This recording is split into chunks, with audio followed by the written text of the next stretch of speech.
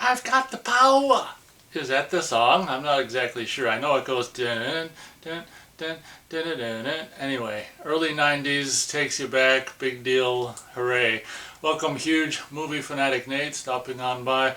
This time I'm coming at you for one of my famed movie/Blu-ray reviews, coming your way to review the movie and the recently released Kino Lorber Blu-ray of The Perfect Weapon.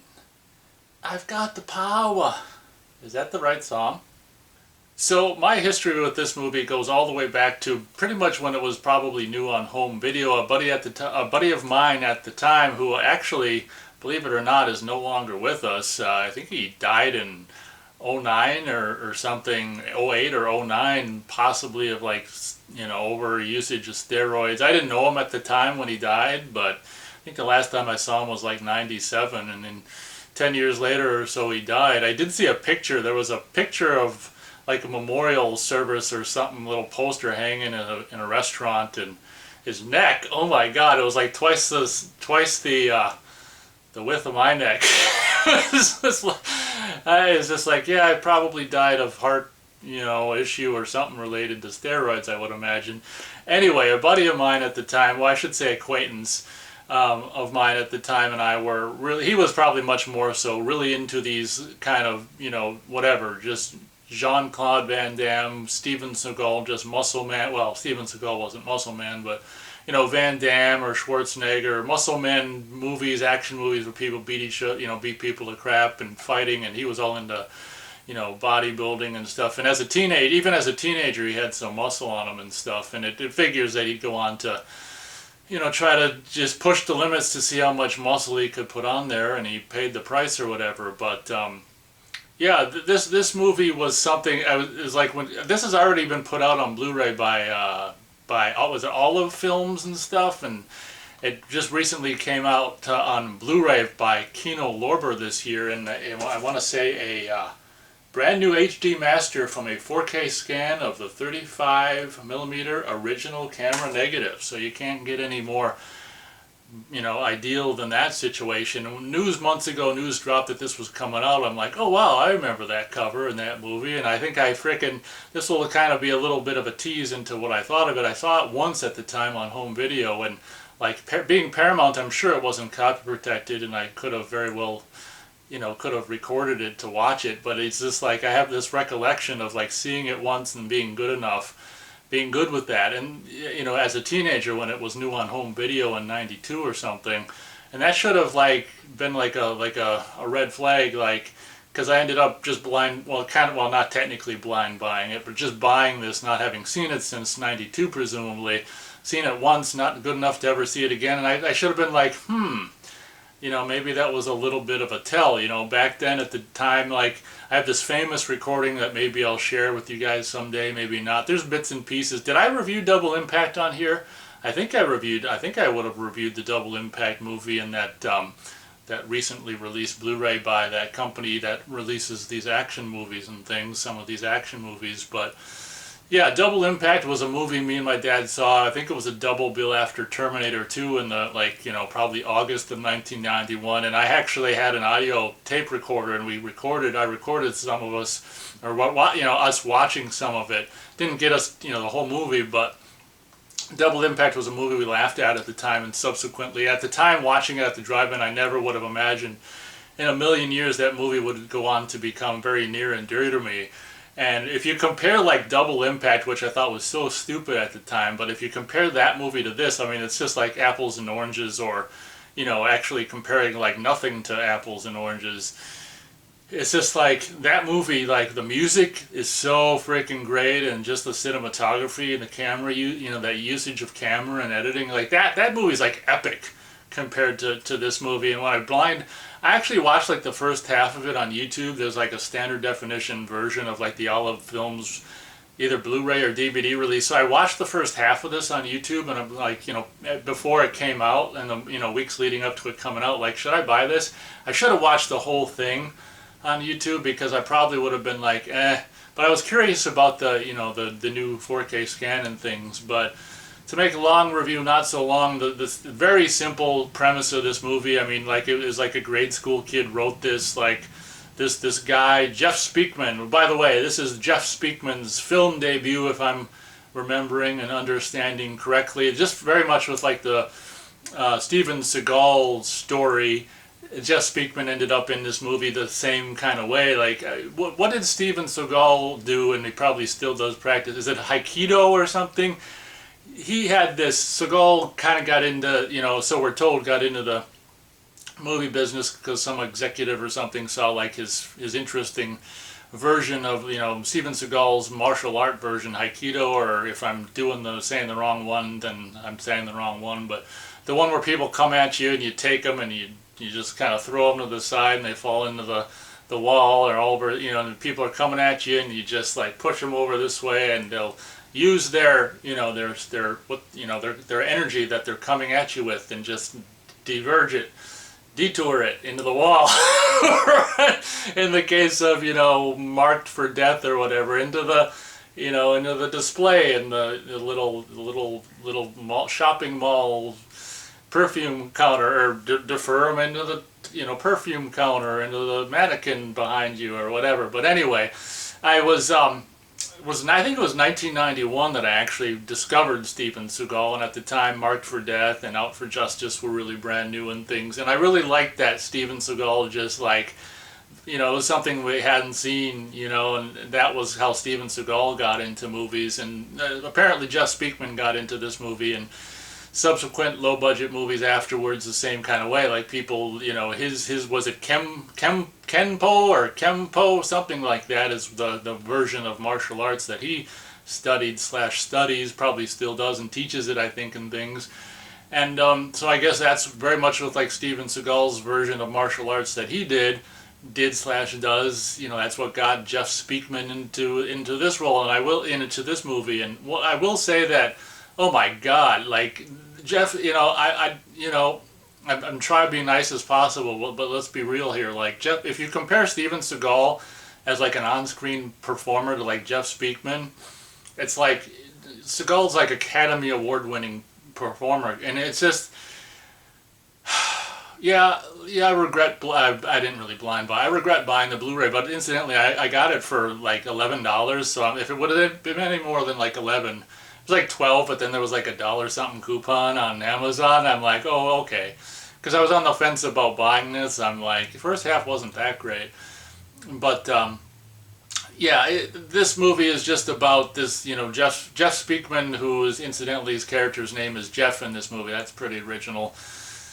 Just an old buddy of his or whatever, just got, whatever, fingered by the bad Asian guys, and killed, and Jeff, played by Jeff Speakman, is basically on the case. He's gonna figure out who did it and avenge them, and whatever. And the movie was a very short movie. Really, it's like 86 minutes with opening and closing credits. So you might as well just say 80 minutes, 78, of actual movie or whatever. Very short movie. And one thing that I can say, especially just shines like none other on this Blu-ray release, like when the Paramount logo came up, if I can briefly talk about the Blu-ray quality, I was really worried because it looked all waxy and like DNR. I was like, oh no, but then once the movie starts, it's very, very, if I can briefly say, very, very good transfer. And the one of the only saving graces of this movie is actually the cinematography by, yeah, it's not on here, damn it. I probably can't remember it either. Is it Russell Carpenter? If it isn't, I don't know. No, that might not be it. It might be. I don't know. I think the guy did the cinematography for the first two, possibly more Avatar movies. It might be Russell Carpenter. But incidentally, the best thing about this movie, in my opinion, is just how it looks. The cinematography is really good and looks really great on this Blu-ray release. But like everything else about this movie, music, like writing, acting, and even like how like the image looks good, but even like the use of camera and editing leaves a bit to be desired, and the whole thing really feels like almost just like this freaking amateur hour. I mean, it really just does. And Jeff Speakman ends up, having this sidekick of this teenage kid or whatever who reminds him a lot of what he was like when he was a teenager. He's got a younger brother who's on the police force, and they got a little spiff with, what's that called? Sibling rivalry, with Jeff trying to track down the murderer of his old longtime buddy who owned the little, antique shop and stuff and whatever. And God damn it, movies like for example, like the Steven Seagal movies aren't necessarily known for their cinematic, whatever excellence, because there really isn't any. But I gotta tell you, like the Steven Seagal movies look really good compared to this one, and it was just like, I should have. Well, I should have. I have this memory of being like, God, I only, I can remember. I was like excited. I thought the cover art was really cool on the VHS in presumably '92, and I remember being excited for the new action star, and I remember pretty sure I only saw it once, and there had to be a reason why. And it's just like, why would I, I thought maybe the nostalgia of just the early '90s might be fun. I mean, not really. I mean, it's what I really don't like about this movie is it's just clear. It's just a lot of it's shot like the exteriors on just a backlot. Turns out like Warner Brothers backlot, and it's just like it looks like a backlot movie. And when they do get out in the real world for like this half-ass chase scene, it's just like, oh my God, the movie. I've said this before about other movies, about movies like looks like they were written and made or written by freaking middle school kids. I mean, this one looks like it's made, produced, and directed by middle school kids, and it's just like, oh my God. So unfortunately, I don't think I can say. I mean, I pretty much said the premise: just muscle man, Kenpo. What the hell does it say? Yeah, Kenpo karate expert. Yeah, him just acting as wooden can be. I mean, it makes, like I say, frickin' Van Damme and Steven Seagal look like Academy Award winning actors. You also got Professor Tanaka, who's a face from a lot of these movies are recognized. I mean, Professor Toru Tanaka, who's been in all kinds of movies, Teenage Mutant Ninja Turtles, Revenge of the Ninja. It says Revenge of the Ninja here because they put out a Blu-ray of Revenge of the Ninja, probably, but yeah. And apparently, like, this movie was like the last movie that was supervised by Kenpo Karate Grandmaster Ed Parker, and that was the guy. It says right on the back here, Revenge of the Pink Panther. I grew up watching Revenge of the Pink Panther, and I always thought that guy was funny with his gray hair, but it turns out that's the guy who was like, the Kenpo master that worked kind of with Jeff Speakman to make the all of the Kenpo. If I'm saying that correctly or incorrectly, I apologize, but what the hell, I'm not a karate expert or any enthusiast or anything, but yeah, seeing that guy was fun. Another fun thing about this movie is where the hell is it? There we go. Yeah, the other fun guy that's in this, but very short-lived, not very long at all. James Hong. He's, well, it says Missing in Action. I think they put out a Blu-ray of Missing in Action, so that's probably why it says that movie on here. But he's in all kinds of movies. Blade Runner, and the movie Blu-ray I got a review, Shadow Zone. James Hong is really fun. His voice, like I saw in the theater as a kid, Big Trouble in Little China. So there's some fun faces in this movie, but unfortunately, like, they can't salvage this movie out of the dumpster, in my opinion. It's just like, oh my God. And it, like I say, the best thing about this movie is just the way it looks, cinematography, and I guess some of the Kenpo or whatever the hell it's pronounced, is interesting, but oh my God, I don't think I can really talk about the movie much more. It's just the revenge situation, and it's funny because it like came out the same year, maybe right around the same time as Double Impact, the Jean-Claude Van Damme movie where he plays the twin brothers and stuff, and the movie that me and my dad saw at the drive-in we just laughed at.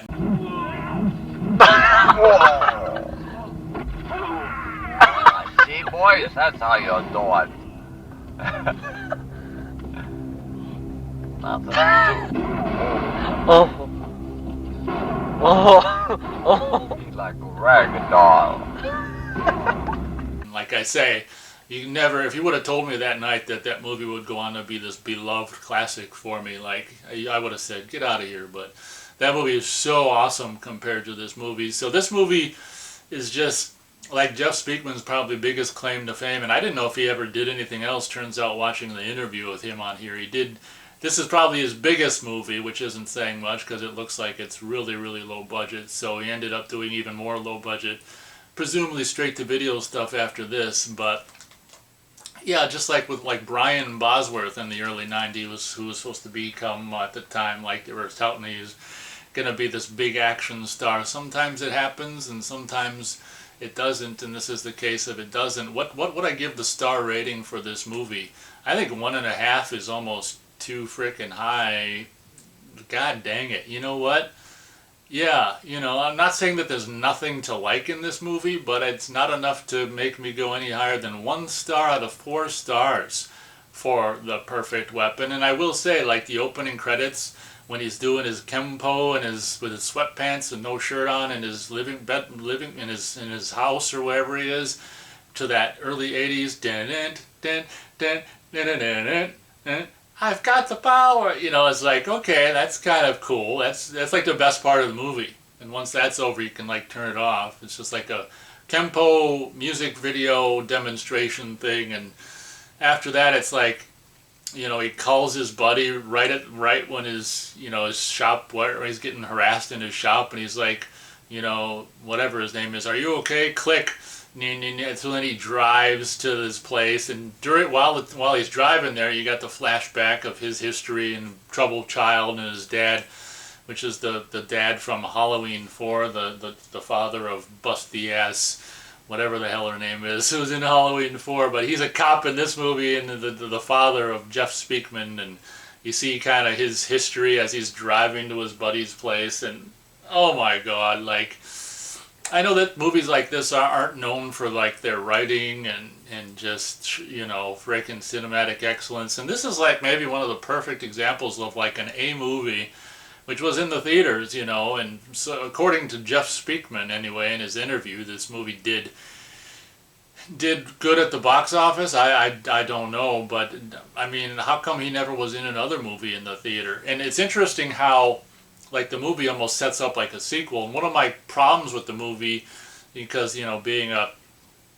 straight male, is like, well, take Double Impact for example. You got this sexy breast augmented babe, the girlfriend of whatever brother she is, and the sex. What's so funny about Double Impact, that sex scene, which doesn't even happen. It just happens in their minds. It's just, and it's all fantasiful with all these color lights and stuff. But one of the staples about these kind of, big muscle men kicking ass movies is also like the hot women, and more oftentimes than not, they're naked. Like I'm thinking, also that one guy who was also in Showdown in Little Tokyo, he'd go on to be in The Phantom. That guy, that's a familiar face. He's also in this very briefly at the end and stuff. But, the big staple of these kind of movies, same thing with like slasher and horror movies at the time, where, TNA. And there's like, not only is there not any TNA, but there's no like women in it at all. There's like this one girl that he was, as a kid, went to the, studied Kempo with. They'd hit each other, wah! Or she'd hit him or whatever, and in the little Kempo line or whatever, and then like there's a couple glances from presumably that character grown up in this movie. There's one glance like halfway through the movie, and then at the end he shows up at his old place where he learned this stuff, and she's there, and it sets up kind of a sequel. So it's kind of like, if this movie was that successful, you think they would have done a sequel. But one of my big complaints before I get on to talking about the Blu-ray is just like, not only is I'd be fine with no TNA, it doesn't need to be in everything, but how about like some women, like a woman, even if she's got clothes on, to look at? Like, it's just like, yeah, it's very surprising that maybe Jeff Speakman just didn't want to bother with that cliche of like, oh, the attractive woman or whatever. Maybe he had a woman in his life who didn't want him to do that. Who the hell knows? But it's really interesting how in this time, in these kind of movies, it was just a staple to, even if she doesn't get naked or topless, to have like the hot girlfriend character. Like, look at all the Steven Seagal movies, and Sharon Stone wife in the first one, and the second one is like freaking Kelly LeBrock, and I don't think he's got like an ex I don't know if are they separated and out for justice? I don't think he's got a girlfriend in Marked for Death, does he? I can't remember. But I mean, like, I don't know. It's just like the people who made this movie are like completely, it's like I say, grade school boys who are, at the time they made this, they're like, oh, girl germs, so like there's barely any women in this movie. But I guess that'll do it for my review of the movie. 1 star out of 4 stars. Shouldn't have blind bought it, but $11 doesn't break the bank, or at least not yet. On to my review of the Blu-ray, which I got for $11, a new, relatively still new Blu-ray release from 2024, Kino Lorber. That's one thing I want to say, is like, oh my god, the prices of like Scream Factory titles. Like, I want their Funeral Home Blu-ray, but you think I'm going to pay over $30 for their Blu-ray of Funeral Home? That's a big N-O, my man. That is N-O, and I think you say no in other languages too, like Italian, French, oh, not German, that's nein, and Russian it's niet.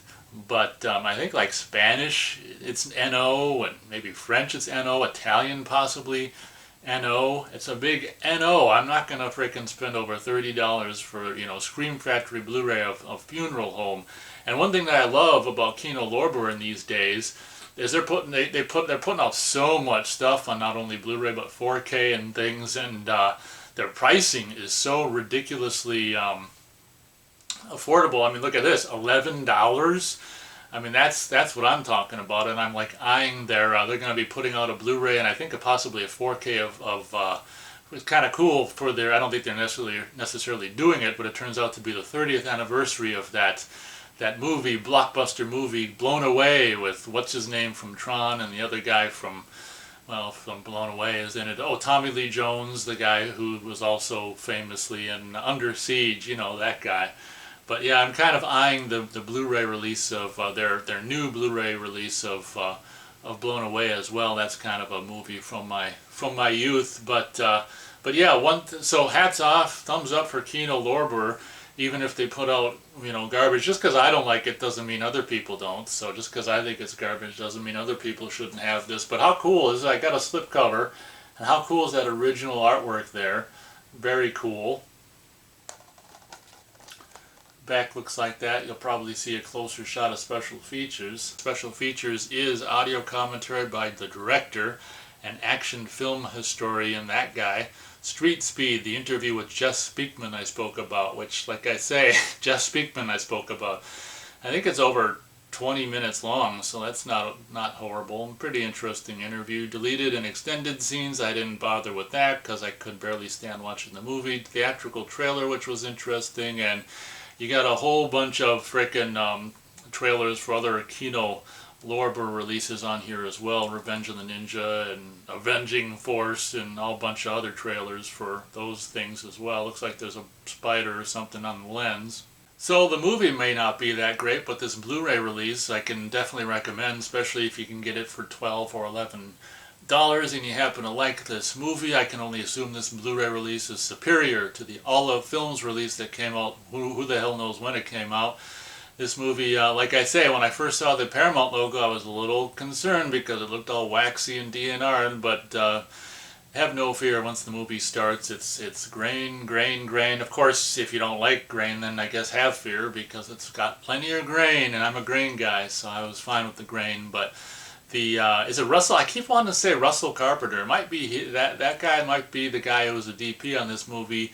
If it isn't, it's whoever it is. If it is, his cinematography is wonderfully reproduced in this wonderful Blu-ray release. That's for darn sure, and I can't imagine this movie looking any better than this. That's for darn sure. The contrast is great, the grain is great, the colors are great, cinematography is great, and like I say, that's pretty much the best thing about this movie. They actually had someone who knew what they were doing in the cinematography department, but in my opinion, pretty much every other department is like just freaking amateur city in my opinion. So the visual aspect of this release looks great. I only watched it just on a little TV with the little 2 speakers built into the TV, so I can't really say much about the sound, which I think is just 2-channel stereo surround from the time. No 5.1 or anything for this release, I do not think, but no sound anomalies that I could remember detecting on this release.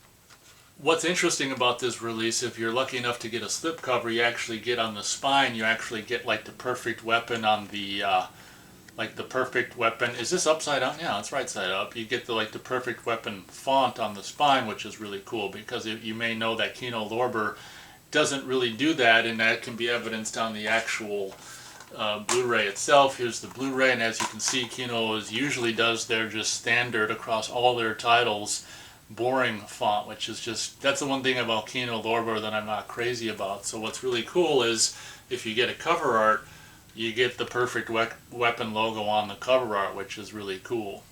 Cover underneath the slipcover looks the same as the slipcover, front and back, I would imagine. I've complained about it before. I'm not a big fan of the artwork on Kino Lorber discs, but what the hell, it's about the movie presentation on the disc, not the picture on the disc at the end of the day, I guess. You could probably tell by looking at the disc and the inside of the back side, I guess, of the cover sleeve that there's no reversible cover art option for this release. Why would there be? They used the original, presumably theatrical poster and the home video artwork for their own cover, so that's kind of cool that they don't bother doing some half-ass frickin' newly commissioned cover art. Just keep it simple, use the original artwork. 100% agree with that decision. So there you go, $11 down the drain. Oh well, at least I got my, I was curious about the quality, and at least I got my curiosity, whatever